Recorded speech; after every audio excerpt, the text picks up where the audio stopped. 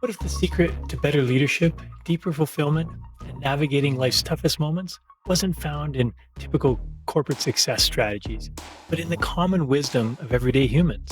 In this episode of the Working Well podcast, we explore the science of wisdom with Dr. Laura Gabayan.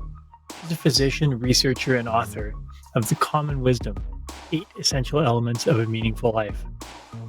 After her high powered medical career was derailed by chronic illness, Dr. Gabayan turned her personal challenges into a groundbreaking research project on what it really means to live with purpose, resilience, and meaning.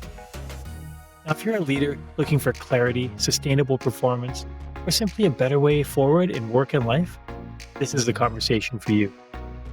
Welcome to the Working Well podcast, where we explore the fascinating intersection of human performance, business strategy, and leadership so that we can elevate the future of work. I'm your host, Tim Borys.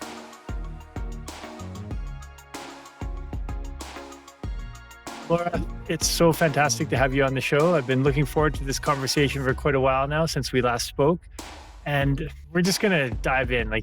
You've had a very interesting path and career trajectory. So you've been a researcher, emergency room physician, and now you're talking about wisdom. Help me understand how you got to this point. So, a lot of people have wondered, how did a scientist go from being so left brain to doing so much on a woo-woo topic? And so I'll give you the story. So in 2013, I noticed that my body started to fall apart.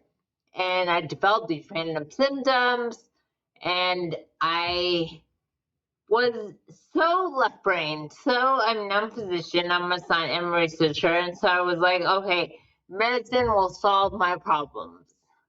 But instead, medicine was used to putting me in a box, giving me a diagnosis, a label, and not really thinking outside the box. As you can tell, I still slur my speech. So I have weak muscles. It's hard for me to walk and get around.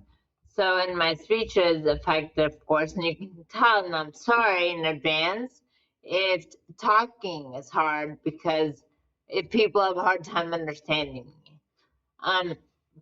So that was 2013. And then I want to say in 2018, 19, I was like, well, who thinks outside the box? And that's when I thought about the whys. And then I was like, well, what do we know about wisdom? And we really didn't know much. No, it was very subjective. Oh, the Buddha had this to say. Some people had comments to say. So then I was like, okay, so no one knows. I'm a researcher, and so I'm going to study it myself. But so in 2022, I hired a research assistant and a project. She was kind of like more of a marketing person. And that's when I interviewed 60 wise individuals and came up with the 8 elements of wisdom. Because for me, I'm not okay with the, oh, I know it when I see it type thing. I wanted to break it down. I did. I broke it down to those 8 elements. And so I spoke with 60, finding those 60. I didn't know any of them. It was just a matter of who recommended them or nominated them. And it was across North America. But finding those 60 was not easy. But it happened. And so it every week I had regular calls with clergy, community members, just random people saying, do you know someone wise? And if you do, can you recommend them, nominate them for the project? And so that's how I got the 60. And it's funny because I did know, or I had read, that wisdom has an inverse U relationship with age. And so the people who are, quote, wisest are in their 50s, 60s, and 70s. So I stuck to interviewing or speaking with people who are 50 to 79. And then wisdom also is not different based on gender, or race, or political affiliation, but it is different based on region. So that's why I stuck to North America, to the US and Canada. I did not speak to anyone from the Middle East or Asia, all those are different. And then I wrote the book Common Wisdom, describing those 8 elements. And after each chapter of the elements, there were a few questions prompting people to dive deeper. But the more I spoke with people, they loved those questions. So then I came up with more questions, and in December, I published the Common Wisdom Journal.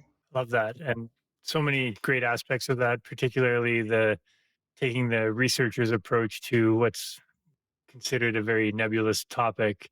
Yeah, very like non-you're right. Like it's not definitive. You don't know. Yeah. Well, and I like how you or perhaps the next project is the Middle East and different regions Oh, of the I'm world. done. I told people it took 10 years of insights. I mean, think about it. I wrote the book in 2022, 2023 is when I did the project, and I also wrote the book. But all the insights I put into the book was from 2013 until 2023. So 10 years of insights. And the process of hiring somebody to find people to help me, I'm done. It was a lot of work. Yeah. Well, as it gets out there, hopefully you can have people volunteering or you be able to source people a little easier now. Right. Well, and so you collected this wisdom and insight from lots of people, 60 different people, but you've also had your own challenges you've had to overcome. Uh, Right. So it's funny because that's why I believe that things don't happen to you, they happen for you. And it took, call it divine, call it, the universe, whatever you call it, to stop my body, because I was in the art position running around, to stop my body and get me to kind of refocus and write a book. And so that was, it just changed my life completely. And if I had not developed these physical problems, I would not have done that. And secondly, like for another thing is that we lost our home in the Palisades fire in January, but we're a lot more central in LA now. And we like it. We like being central. We like being close to everything. And the Pacific Palisades was far from everywhere. And now we're in like central LA, and it's great. First of all, sorry to hear about your home. I know there were so many people affected by that, and it was So just many. an incredibly devastating event. Was. Part of that, I guess, speaks to the journey you've come on and the reflection where you are now and how you handle that is very different than you probably would have had it happened 10 years ago. Well, I think I totally, and I think that of the 8 elements, and I'll describe them. They're in order, meaning most prevalent to less prevalent. So it's resilience, kindness, positivity, spirituality, humility, tolerance, creativity, and curiosity. And those are the 8 elements I talk about in each chapter of my book, Common Wisdom. And resilience is number one. That's because the people I spoke with had gone through horrible life events and yet were at peace, and they were not bitter, they were just content. They were just okay with it. They felt like it was fine. It taught them. And it really, that I used that when I was going through the fires. And I'm like, well, these 60 people had really gone through horrible life events. And if they could do it, anyone else can do it too.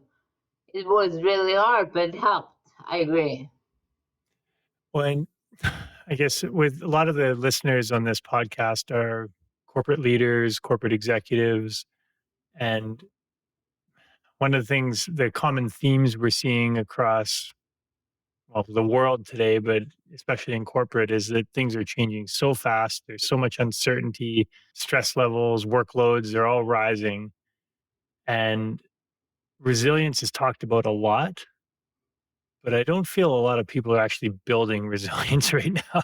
It's funny because one of the 60, he was a CEO of 5 companies, and he wrote an article about my work for the Department of Homeland Security, and he compared my wisdom to AI. And and the reality is AI doesn't have those 8 elements. AI is, you don't know it's a computer, but when you think about, in my book Common Wisdom, when you think about resilience, kindness, positivity, spirituality, humility, tolerance, creativity, curiosity, AI is not that. So I think my book helps you step back, look at what's important, give you meaning in life, and it also serves as a mentor to be there for you during times of difficulty in life. And times of the difficulty could be at work or and their family, whatever it may be, could be a time of difficulty.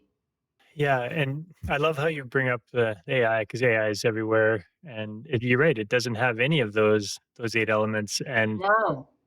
I've talked at length with other guests on the show and colleagues in the industry, and there's lots of things that AI does well, and there are lots of things that humans do well. And so, how can we get to be doing more of what we each do well and make it a symbiotic relationship? It's funny. AI gives you knowledge, Mhm. and that's where the difference lies. Is that someone asked me, well, is intelligence, wisdom, how are they related? And I'm like, well, think about a simple scenario. We know people who make good decisions, who live meaningful lives, and they are not necessarily the highly accomplished, intelligent people we think they need to be. And so, or the reverse, we know people who are highly accomplished, but but have made so many bad decisions, and they don't live great lives. So I would not equate the two. And anyway, I see AI as a tool. It can just help us kind of streamline things and give us more knowledge, but it will never, ever, ever give you wisdom. Yeah. So from a business or leadership standpoint, what do you see as the future, the direction of integrating these 8 elements into leadership and the workforce? Well, the 4 of the 8 are based on human connection. So I think to build a good business model, it has to start with developing a good connection with people. What if it's a small business, large business, or wherever it is, and treat people with kindness, humility, tolerance. Be creative and curious. Be curious towards others. Be, so I definitely feel like connection is important. And then when you encounter obstacles, and they will happen, and that's when you incorporate positivity and resilience and creativity. You start thinking about the outside box. And at the bigger scheme, and it's hard to do this, think about spirituality. Think about how whatever you're experiencing is meant to happen to teach you something. It's there to give you something, to allow you to grow more, to do something, to change, or wherever it may be. Yeah, a lot of elements of growth mindset in there. Right. And when when we think about those factors, particularly the social connection ones, A lot of those aren't taught in companies. They're not traits that are cultivated in leadership and across the organization. But yet, they're the key to doing well. Absolutely. I think if you have a coworker who enjoys what they're doing, who connects with the people around them, then they're going to do a better job in what they're doing. If you have a leader who connects with other people around them as well, they'll do a better job.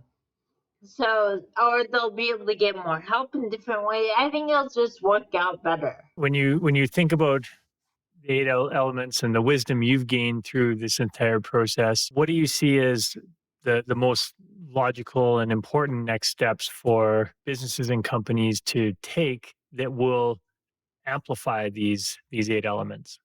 I definitely feel like focusing on the human connection is a big one. And I think any business, whether big or small, can start by having a dedicated time, a day or a few hours to get to know your colleagues, but and connecting with others, finding something that you have in common.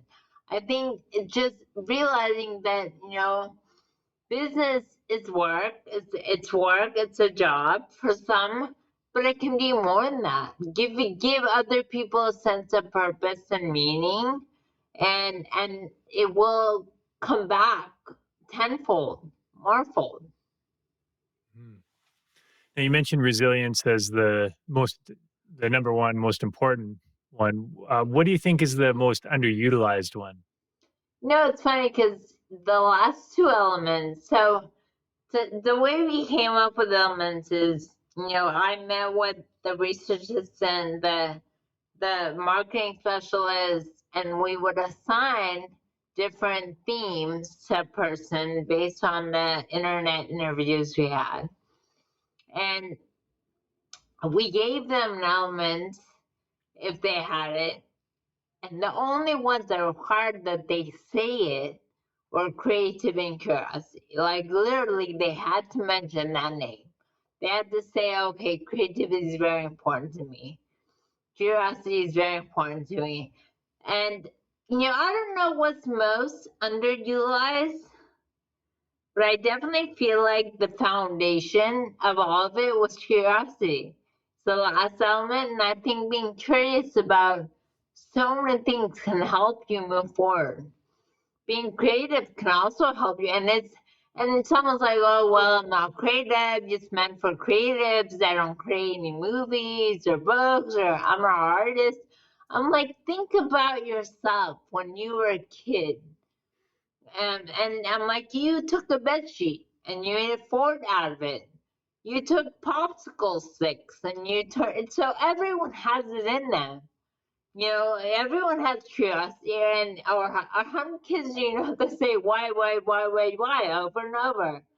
So you have creativity and curiosity all the time, or you have it in you, and it's a matter of cultivating it. So, and then humility, I think people think it should make them feel big to make others feel small.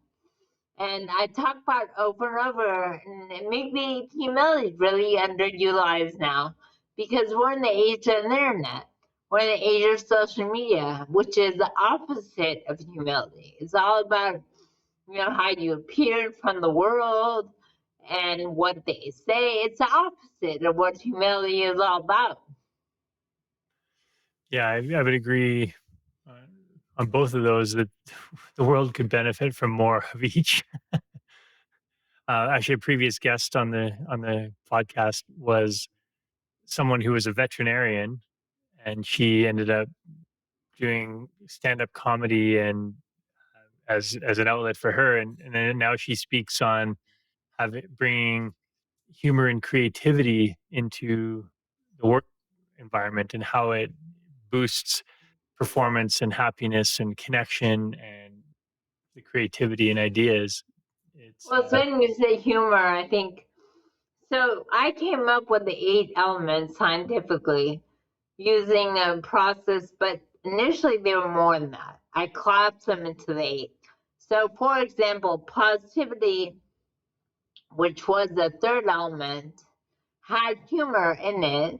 So if someone talked about humor was important to them, or gratitude was important to them, those two, gratitude and humor, they got the positivity trait. So, but initially they were given humor and gratitude or whatever it was. So I think humor is not discussed much, but it's very important. I agree. Yeah, and when we think about the corporate world again, a lot of particularly senior leaders see those types of traits like the curiosity, the humility, even the people connection skills as what we call it, or would say the soft skills that Right, are less important. And right. I see that as a massive part of the issue that the corporate world is facing. And Perhaps you I'm know, but skewed perspective because on the coaching side, I'm really tuned into those conversations. But what do you say to corporate leaders who think of these wisdom elements as softer skills? I think it's important to take those eight in my book, Common Wisdoms, take the eight and apply them to yourself and apply them to your business and see where you can be like, okay, this year we're focusing, or this month we're going to focus on creativity. And yes, they are called softer skills. Even I, growing up in medicine, if someone was not highly skilled as a physician, the first thing we would say is, he's so nice. So the assumption was them being kind and nice was the opposite of them being good.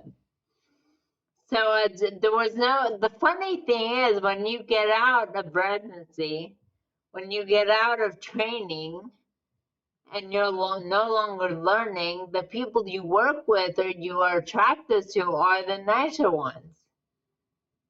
You don't want to interact with someone who's not that nice, who's mean, who says mean things, who's degrading. You don't want to work with them. And so my thoughts are, there are soft skills for those who view them that way, but they can convert them, they can make them an important part of their business by them not being soft, by making it a focus. And yeah, I agree with you. It's something that many think are soft, but I think you can change that. Well, and whatever label you want to put on them, whether it's soft or hard or useful or not useful, I would say those traditionally soft skills are the most important business skills in today's world. As you said, AI is provides knowledge. You can like look up anything. Knowing it intuitively is still important, like these technical skills, but you can look up whatever you don't know. Right. And it's Whereas funny. I agree. Go ahead. I was going to say, yeah, whereas trying to learn how to talk to someone more effectively is not something that you can look up as easily with AI. And I talk about that a lot in like my kindness chapter. I talk about how you can get a lot further by being kind to someone. It doesn't mean that you have to be pushover. It doesn't mean that you are weak. It means that you're just kind. Yeah, when it's overcoming so many of these biases or stereotypes around certain words or traits like kindness. Oh, Right, it's nice if you can manage it, but hey, we need to get work done, and right. like we have business realities to deal with here, and so blah, blah. And I'm like, why can't you have both? Exactly. Why does it have to be one or the other?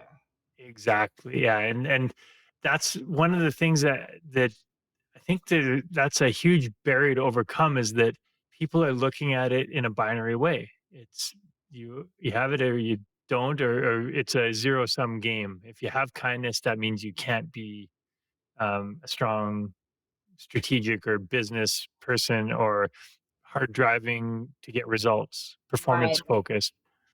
Who says you can't? You can. It's funny because I did not grow up with kindness. My husband is very kind. His family is very kind. And when it came up as the second element, as a researcher, being objective is the key. So came up as the second element, and I was like confused, shocked by that. And I was like, wait, but it makes sense. Those that can accomplish what they can accomplish, they do better job by being kind. And kindness is not weakness.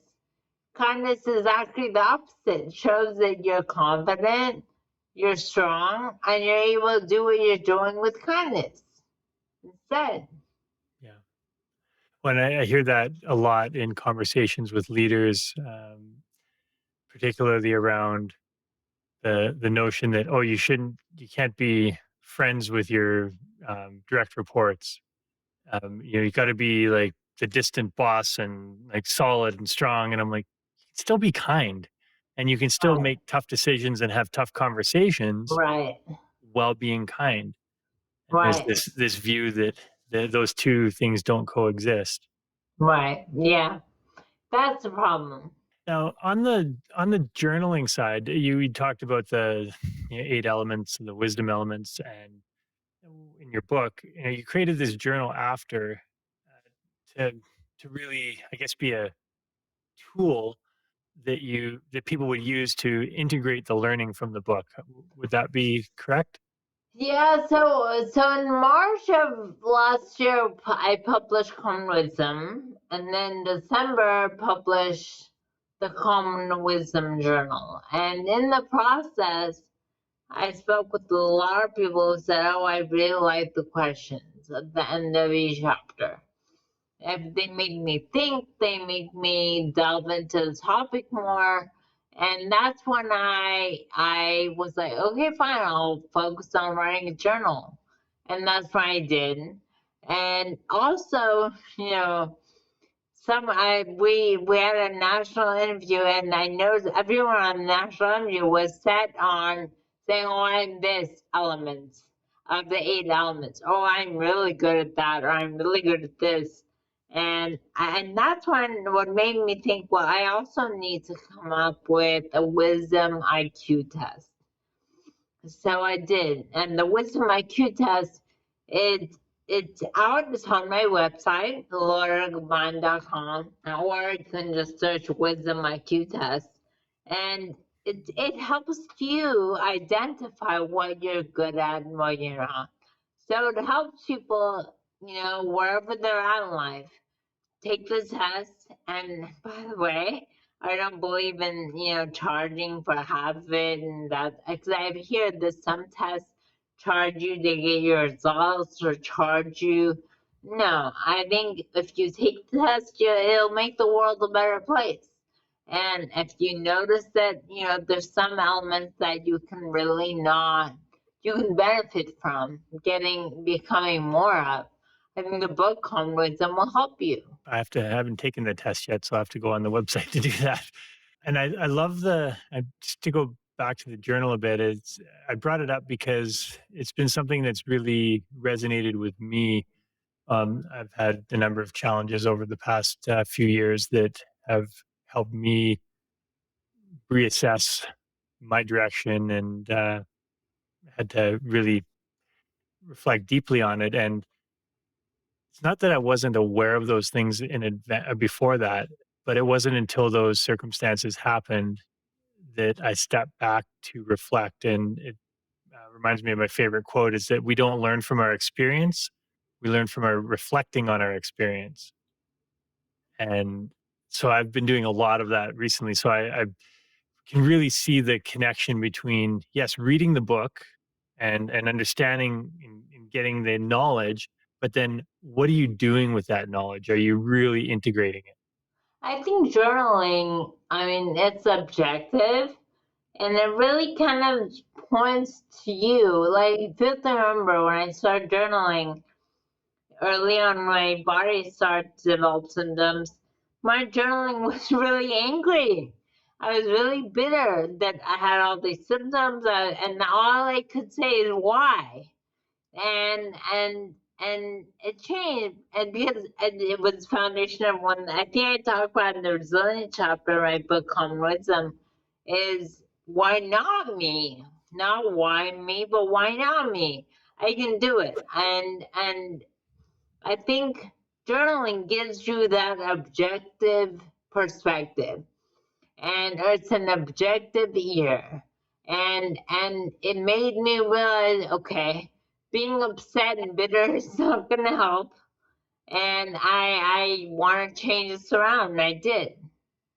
Don't get me wrong, I still have the symptoms, but in the process, I got a book or two books out of it. Yeah.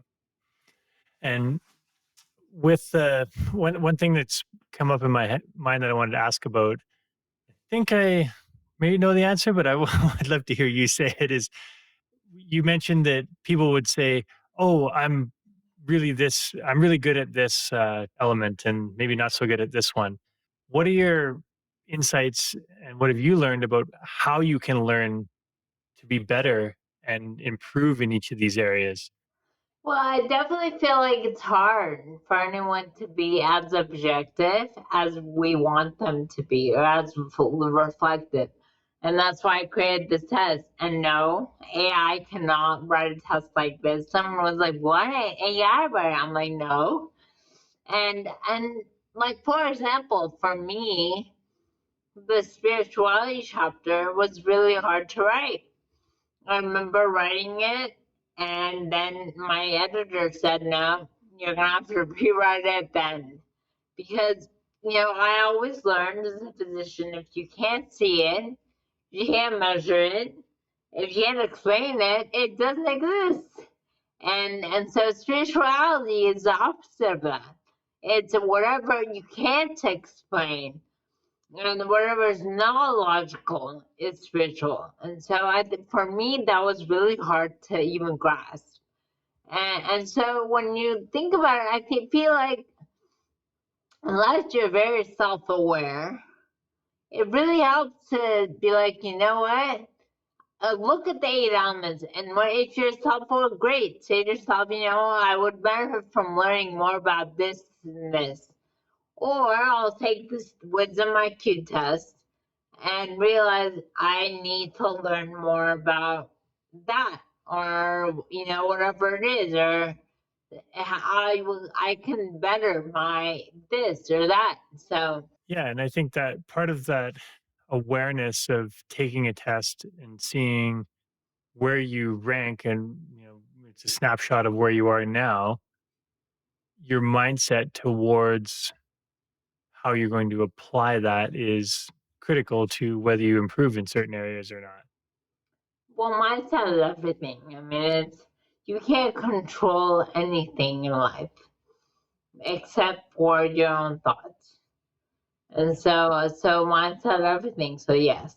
I see some of the, especially, and go, lots of our listeners are corporate, and there's people that are wanting to learn, and they're saying, "Oh, I need to bring in all this knowledge." And I know people that would be like, "I read a book a week," and I'm like, "That's great that you're checking these things off, but what are you taking from that book? What are the Right. changes you're making?" And there was a mentor of mine a long time ago said, "You're better off reading one book a quarter and fully implementing, decide what the best book is to integrate or to read, and then read it and integrate it, put it into action every day." If you did that once a quarter, you'd be light years ahead of someone that just read through a book, checked it off, maybe got one tidbit from it, and then moved on. I think that goes back also to people who are, and that was me, very focused on CV building. They're doing and doing and doing. And I always say, stop doing so much, focus more on being. And my husband, who is very much a doer, he's like, that just sounds so abstract. What do you mean? I'm like, no, just stop doing. Like every time I've traveled with him recently, he has a whole list of, oh, I want to go see this and that and that. I'm like, I can't do any of that. I just sit there and appreciate the place. I enjoy the place. So I'm being more in the moment. I'm being, not doing. And I feel like we have lost that. We're more of the, oh, what can you see? All the places you should visit before you die. What can you, how you should visit in your CV building. What have you read? And I'm like, just stop. Just stop. Focus on being. And I guess this probably takes us back to the original concept of wisdom. And how do you build wisdom? So that's where, first of all, you have to be very patient with yourself. I think it doesn't come overnight. It's a life skill. It takes time, but I think by separating it into those 8 elements, you can say to yourself, I'm good at this or I'm not good at that. So you can build it one step at a time. And it's not just, oh, I'll have it by the year. No, I think don't give yourself a time restraint. Focus on learning and becoming like, for example, with me, am I paying more attention to spiritual things? Yes. Was I spiritual before? Absolutely not. Right? So now it's becoming more important for me. Or being kind. I didn't grow up with it, but it's definitely a lot more important for me. Yeah, and what I'm hearing is, and I guess what would it would reflect what I've seen in my life as well, is that wisdom it comes with experience. It And does. It definitely does. But it's not just that. It comes with what you feel or what you do with that. yeah, exactly. What are you? How are you maximizing and optimizing that experience to Right. learn, grow, and develop? Right. So if you think about it, and I say this in my book as well, called Wisdom, if you had an issue, the person you would go to get advice, or if your business was encountering obstacles, the person you would go to for advice is not the person who didn't have obstacles, who didn't have problems. It's whatever entity that did have lots of obstacles. So I think that gives you a sense of perspective too. Yeah, and a lot of people, I would say, equate wisdom with age. So as someone gets older, they become more wise, but that's not necessarily true because I've met people that are old that haven't learned from the lessons that they've experienced. Right, and so that was something someone said, or I'm like, well, first of all older people are not wiser, and it's not related to age in that sense. I mean, it has that inverse relationship, and that's why the people I spoke with were age 50 to 79. But it's not, I mean, we all know, we've met people who are older who don't make good decisions. And or the reverse. We've met people who are older or younger and they do. So so it's not really related to age. Age helps because you accrue more experience, but it's not just because you're older doesn't mean you're wiser. Yeah, and I was thinking, popped into my head, someone who's wise beyond their years is the phrase. And typically, when you look at those people, they're people that have had an abnormally high amount of experiences in their years, and they've probably reflected on it and learned from those experiences. Whether they liked it or not. Yes, and to be, as we both know, the experiences and the things you face are generally, well, not generally, they're not always happy and nice. I think the thing one person gets out of it is that things will work out. Regardless of how difficult it is, it will work out. It does not mean you do nothing. It does not mean that it'll be fun, right? It just means that you will find a way and things will work out. Yeah, the things that change us most are the ones that push us the most. Right. So if we circle a little bit back to the integration, I guess, of this knowledge, what advice would you have for leaders and I guess for companies that want to build a better culture in their organization, how to utilize these tools. So with leaders or companies, I would always say focus on the human connection. Focus on what is different in your company than it is from another. And also realize, have faith. Just have faith that things will work out. Don't live in fear, live in faith. And the people you surround yourself is also really important. It's really important that you are around positive, kind people. You can still get the same job done, but it's really around. Like I have a friend who only hires people who smile a lot and are happy. He's a dentist, and it doesn't matter how skilled they are. He's like he wants someone who is very happy. So I think it's important. That's an important skill. Yeah, and I like how you say it's a skill. So to recap, and some of the things we've talked about already, how would people build these skills? Well, I think it's experience, but also I think reading about it and learning about it and coming up with ways that they can build them. Like for example, in my book on wisdom, I asked all 60 people how would they deal with difficulty. And of the 60, the one person who got all eight, only one person did. The one person, he's like, well, the first thing I do is reframe that word. I don't use that word. And he was immediately against using that word. So my thoughts are, okay, so you want to build resilience in people. Read about ways to build resilience and read about ways of positivity. Let's say you're a very negative person, negative Nelly. I think it just helps you. It takes time, but just read about them. We're in the age of information technology. Read about, okay, how I want to build my positivity. I talk about it in my book.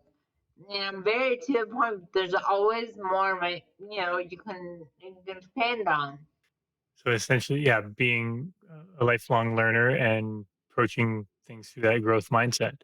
Right, Now, you had mentioned spirituality was probably the one that you had the hardest with. right. What would be the next one that you would say is on your learning and growth plan? It was definitely being more creative. I Okay. think I talk about creativity. Well, so we gave people the creativity or element of creativity. They also lived creative lives. If they didn't just have one role, they had many. They did many things.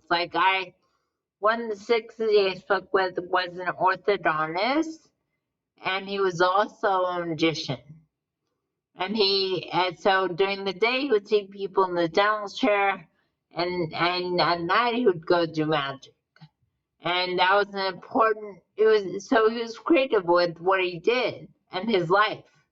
And so I think being creative for me, being such, and it's funny because I talk about this in my book, because I keep having, I say to myself, I need to listen to my own advice, and it was being creative. And it's like, if you're a creature of habit, you do everything the same, which I do, the same over and over again, then that doesn't allow you to be creative. I guess on the flip side of that, having a routine that allows you the flexibility to be creative. Uh, I had a explained to me one time the music, for example.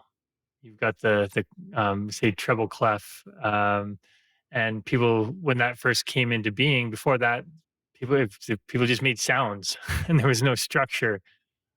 But and they thought originally that you'd think that having that structure would limit creativity.